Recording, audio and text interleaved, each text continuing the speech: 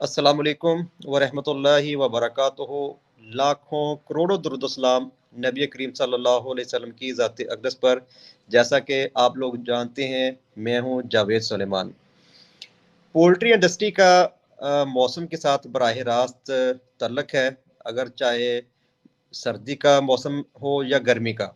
तो इस सिलसिले में आज हमने अपने साथ जो गेस्ट इनवाइट किए हैं, उन्होंने पहली पीएचडी आर्मीनिया से की है और दूसरी पीएचडी पंजाब यूनिवर्सिटी से की है। वाइल्ड सफारी पार्क में 2005 में विजिट ऑलरेडी कर चुके हैं और मेंबर हैं नेशनल जियोग्राफिक सोसाइटी कनाडा के, एशियन डेवलपमेंट बैंक के मेंबर हैं। 36 से ज़्यादा इनकी किताबें जो हैं वो ऑलरेडी सिलेबस का हिस्सा बन चुकी हैं। मौसम के ऊपर बहुत ज़्यादा इनकी गिरफ्त। प्रोफेसर डॉक्टर ज़ुल्फ़िकार अली साहब, अस्सलाम वालेकुम सर। वालेकुम सलाम जावेद भाई, कैसे हैं आप? ठीक हैं जी सर, अल्लाह का शुक्र। आप सुनाएं, सब ठीक ठाक है सर? दुआएं अल्लाह का शुक्र, खैरियत सब ठीक सर ठाक। अल्हम्दुलिल्लाह। सर, ये रमज़ान शरीफ आ रहा है, तो इसमें जी आप जी। क्या देखते हैं कि जो मौसम के हालात कैसे रहेंगे? और दूसरा ये बताएं कि सर, जैसे ये जनवरी 2024 में एक शदीद तरीन सर्दी का स्पेल गुजरा है और पीछे 2023 में गर्मी का शदीद तरीन स्पेल गुजरा है, इनकी क्या वजूहत थी?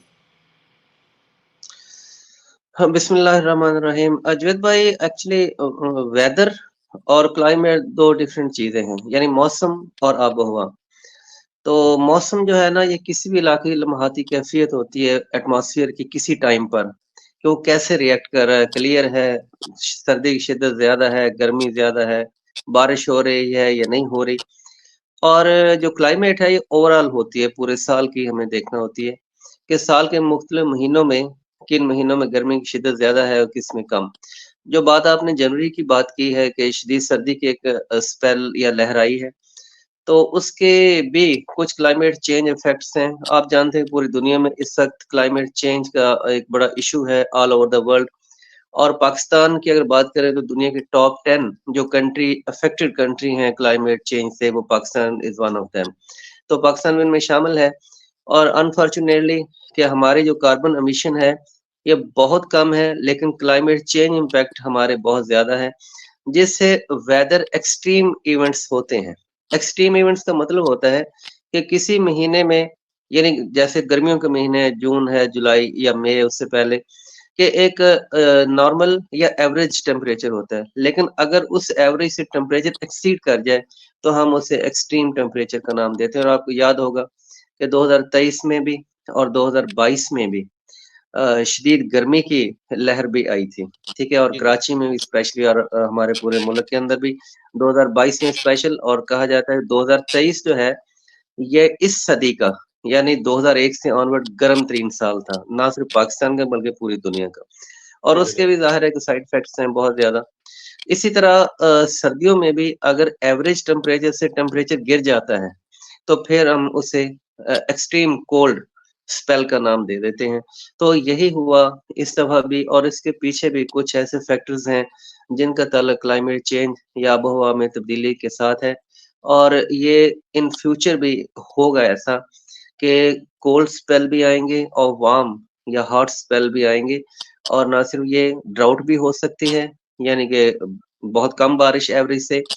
और हैवी स्पेल्स भी आ सकते हैं जिससे फ्लड जनरेट होते हैं और बहुत ज्यादा नुकसान होता है। और ये आप जानते हैं कि पिछले 3-4 सालों में फ्रीक्वेंटली फ्लड्स पाकिस्तान में आए और उसका नेगेटिव इम्पैक्ट हुआ हमारे इंफ्रास्ट्रक्चर के ऊपर भी, हमारी फसलों पर भी, और बहुत सारी जानें भी उसमें ज़ाय हुई थी। सही जी है। जावेद भाई। ये सर, दूसरा क्वेश्चन ये था कि जैसे ये अभी 2024 में जनवरी का बड़ा लंबा स्पेल चला है, हालांकि दिसंबर में सर्दी होती है, जनवरी में बड़ी आउटस्टैंडिंग जो एक लोगों को देखने में स्पेल चले हैं कि मुल्तान शरीफ में जो है वो 5 सेंटीग्रेड पे इसका जो है वेदर रहा है। तो ये कितने सालों बाद आपने देखी चेंजिंग इतनी? हाँ, जो मिनिमम टेम्परेचर है, बल्कि मुल्तान का 5 से भी नीचे गया है टेम्परेचर। जो कम से कम दर्जा हरारत है ना, 5 से भी नीचे गया है टेम्परेचर। तो ये काफ़ी तकरीबन कोई आफ्टर 25 30 इयर्स के बाद। और ये जब साइक्लिक चेंज है क्लाइमेट की, ये इतने सालों बाद आती है। तो मुल्तान में भी फिर ये कि अपर पंजाब में आप देखें, और ये एक इसमें सिर्फ यूनिक बात ये थी कि जी इन महीनों में बारिश नहीं हुई बिल्कुल हमारे यहाँ, ठीक है? जी जी। कि दिसंबर, जनवरी में, इवन के मिड फेब तक बारिश जो है ये स्पेल नहीं रहा, हालाँकि जनवरी में, दिसंबर में बारिशें होती हैं। ये सही जिसे है। हम खुश्क सर्दी कहते हैं ना, वो थी। और इसकी शिद्दत इतनी ज़्यादा थी कि इससे बहुत सारे बच्चे निमोनिया का शिकार हुए, बहुत सारे जो ओल्ड एज लोग थे, बुज़ुर्ग थे, वो इसका शिकार हुए।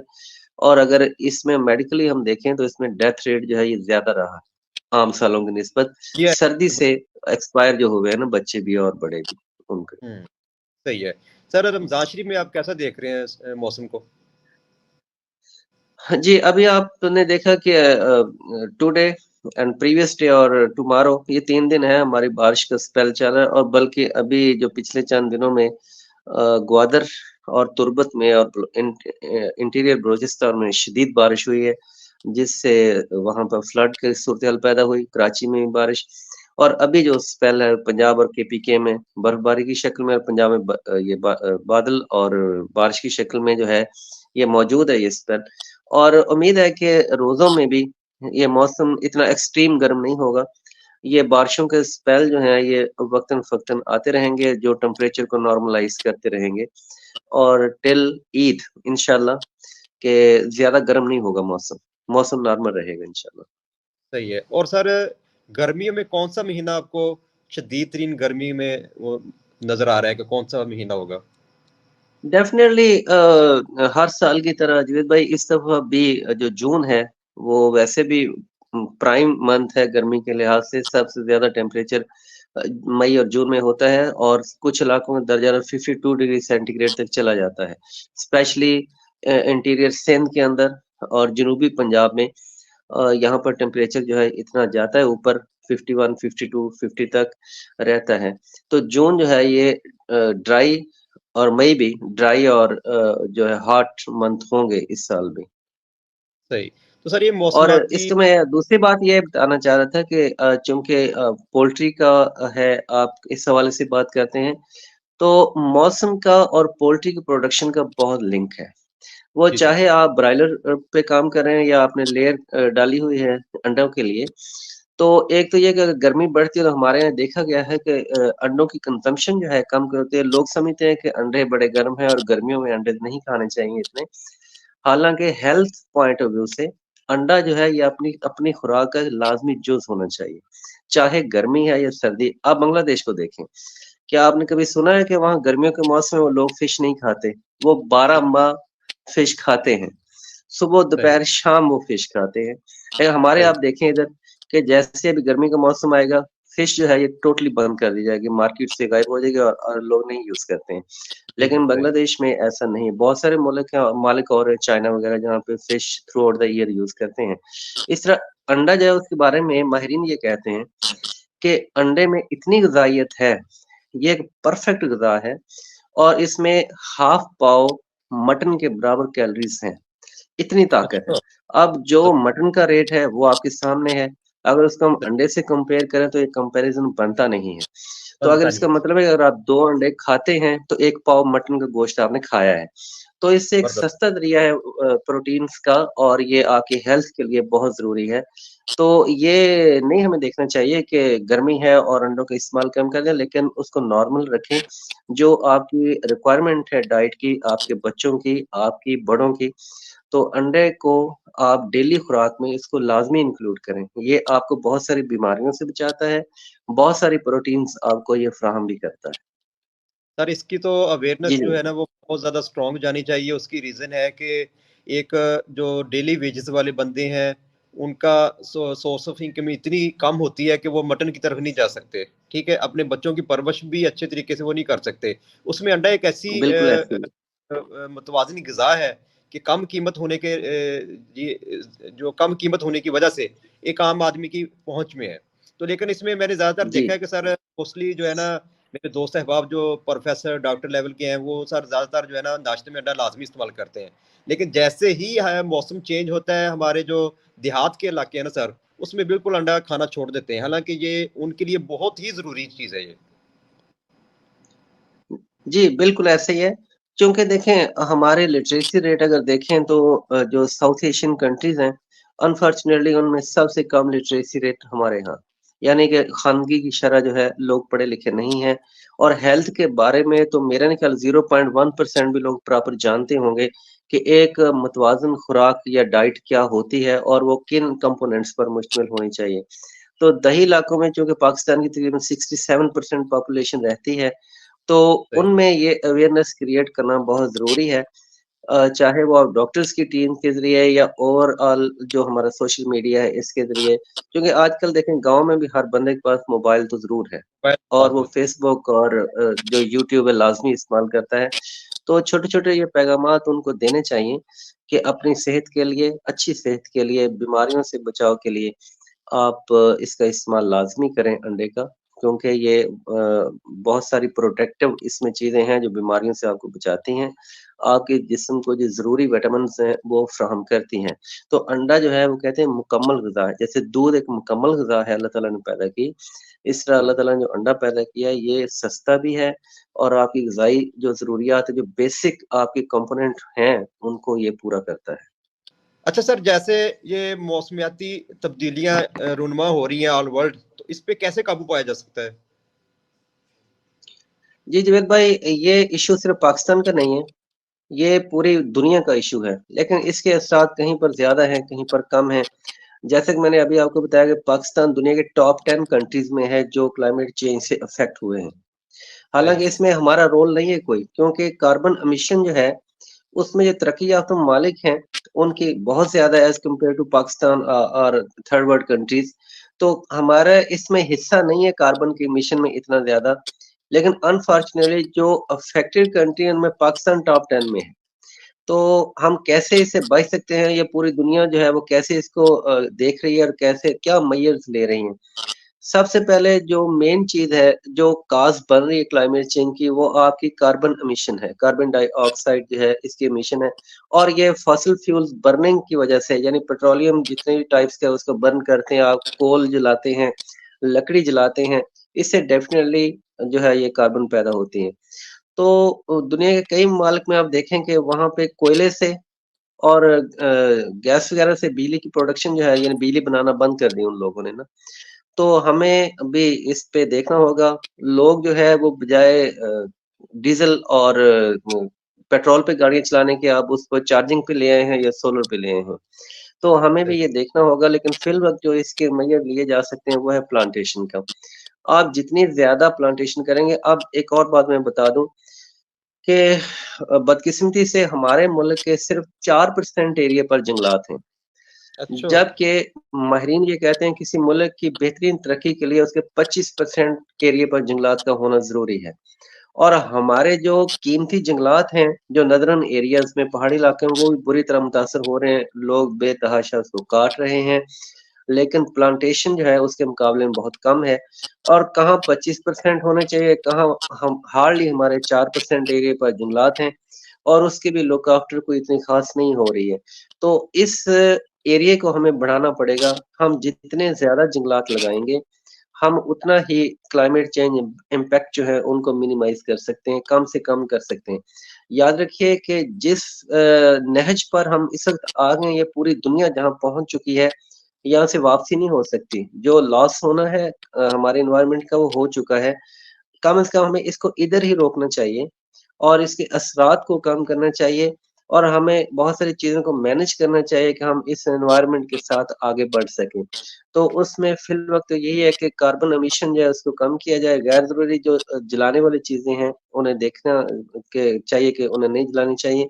और तीसरा ये है कि हमें मैक्सिमम जो है ये पौधे लगाने चाहिए, प्लांटेशन करनी चाहिए, जो बैरन एरियाज़ हैं, खाली जगह पड़ी हुई हैं, गवर्नमेंट सपोर्ट करे और कुछ लोग इस पर तवज्जो दें, कम्युनिटी तवज्जो दे। तो कम्युनिटी इन्वॉल्वमेंट से और गवर्नमेंट की कोलैबोरेशन से ही ये मसला हल हो सकता है। ना सिर्फ़ गवर्नमेंट ये कर सकती है, ना सिर्फ़ अवाम ये कर सकती है। दोनों को मिलकर काम करना होगा और हमें मैक्सिमम प्लांटेशन करनी चाहिए। जितनी ज़्यादा प्लांटेशन आप करेंगे, आपका एनवायरनमेंट इतना ही क्लीन होगा। आपको पता है कि जो पौधे हैं, ये अल्लाह ताला की कुदरती फैक्ट्रियाँ हैं। ये जी। कार्बन डाइऑक्साइड की एक्सेसिव मिक़दार को एब्ज़ॉर्ब करती हैं और हमारे लिए फ्रेश ऑक्सीजन जो है ये ख़ारिज करती हैं। अल्लाह ताला ने तो नेचर में इतना बैलेंस रखा है कि एक तरफ प्लांट किंगडम है और एक तरफ एनिमल किंगडम है। अब एनिमल किंगडम जो है उनको जिंदा रहने के लिए ऑक्सीजन की जरूरत है, और जो प्लांट किंगडम है उन्हें जिंदा रहने के लिए कार्बन डाइऑक्साइड और नाइट्रोजन की जरूरत होती है। हम जो कार्बन डाइऑक्साइड इमिट करते हैं सांस के जरिए, ये जी पौधे एब्जॉर्ब करते हैं, ठीक है, या हम जो चीजें जलाते हैं उनसे जो कार्बन एमिट होती है वो पौधे एब्जॉर्ब करते हैं और उसके नतीजे में हमें वो फ्रेश ऑक्सीजन देते हैं। लेकिन हम वो शेख चिल्ली हैं कि एक तरफ हम अपनी आबादी जो है वो तेजी से हम बढ़ा रहे हैं। इस देखें मोर देन 7 बिलियन पॉपुलेशन है वर्ल्ड की, और पाकिस्तान जो है इस वक्त 5वां दुनिया का बड़ा पॉपुलेटेड कंट्री बन चुका है, 24 करोड़ से ज्यादा आबादी हो चुकी है। लेकिन हमारे जो कुदरती फैक्ट्रियां हमें जिंदा रखे हुए हैं, जो ऑक्सीजन प्रोवाइड करती हैं, उन्हें बुरी तरह हम तबाह कर रहे हैं, यानी जंगलात को हम बुरी तरीके से काट रहे हैं। हमें इसको अवॉइड करना होगा और हमें नए जंगलात और नए पौधे लगाना होंगे, ताकि हम भी जिंदा रह सकें, हमारी आने वाली नस्लें जो हमें हम उन्हें कुछ दे के जा सकें, एक सेहतमंद जिंदगी दे के जा सकें। सही है सर। जैसे आपका टीचिंग के साथ है, इस्लामिया कॉलेज लाहौर में आप बकायदा इस वक्त हाजिर सर्विस है, तो सर कितने स्टूडेंट आपसे रिलेटेड होते हैं और कितनी सर्विस होगी सर आपको माशाल्लाह? तो स्टूडेंट आपको देख रहे हैं, तो इसमें सर अंडा जो है वो स्टूडेंट के लिए जो कितना मुफीद है, और उसको नाश्ते में लाजमी लेना चाहिए, और आप भी नाश्ते में रोजाना अंडा इस्तेमाल करते हैं, इसके ऊपर थोड़ा सा सर। जी जावेद भाई, मेरा ये मैसेज है अपने तमाम स्टूडेंट्स को और एक्स स्टूडेंट्स को, जो कि माशाल्लाह खुद इस वक्त बच्चों वाले हैं और बहुत अच्छी पोस्ट पर हैं, काम कर रहे हैं। मेरा टीचिंग एक्सपीरियंस जो 27 ईयर हो चुका है, और माशाल्लाह। 100 बल्कि 1000 स्टूडेंट जो है ये सब जो है वो पढ़ के गए मेरे से, इंटर और डिग्री और बीएससी लेवल में, एमएससी में भी। तो मेरी उनसे ये गुजारिश है और ये रिक्वेस्ट है कि अंडा जो है आपकी खुराक का लाजमी हिस्सा होना चाहिए। यानी आप मेरी अपनी अगर आप रूटीन देखें जावेद भाई, मैं गर्मी हो या सर्दी हो, कोई भी मौसम हो, मेरे नाश्ते में अंडा लाजमी है। और कुछ सही है। हो ना हो लेकिन अंडा ज़रूर होना होता है। तो इसलिए, क्योंकि ये एक परफेक्ट डाइट है, तो सही है। अंडा और दूध ये आपको लाज़मी इस्तेमाल करना चाहिए, और ये आपको फिज़िकली भी फिट रखता है और ज़हनी तौर पर भी आपको फिट रखता है, क्योंकि ये आपको प्रोटीन मुहैया करता है, बहुत से विटामिन्स हैं जो आपकी डेफ़िशिएंसी जो आपके अंदर है उसको ये पूरा करता है अंडा। तो ये बतौर खुराक आप इसको लाज़मी अपनी भी खुराक का हिस्सा इसको बना के रखें, और डेली बेसिस पर जो है अंडे का इस्तेमाल लाज़मी करें। सही। बहुत शुक्रिया सर, बहुत ही मुफ़ीद बातें हमें जो है वो सीखने के मौका मिला सर। इंशाल्लाह ताला बहुत जल्द नेक्स्ट सेशन में सर आपको इनवाइट करेंगे, और नेक्स्ट टॉपिक की इंशाल्लाह आपसे बात करेंगे सर। तो इंशाल्लाह ताला मिलते हैं सर नेक्स्ट मुलाकात में सर इंशाल्लाह। अस्सलाम जावेद भाई वालेकुम। बहुत शुक्रिया, और आपकी मेहरबानी जावेद भाई, बहुत शुक्रिया, आपने मुझे मौका दिया और कुछ बातें शेयर की दोस्तों के साथ। इंशाल्लाह नेक्स्ट सेशन में फिर इसी मौजू पर, किसी और अच्छे मौजू पर हम और डिस्कस करेंगे इंशाल्लाह। सर अल्लाह बहुत हाफ़िज़। शुक्रिया सर। हाफिज़। अस्सलाम वालेकुम। अल्लाह हाफ़िज़। अल्लाह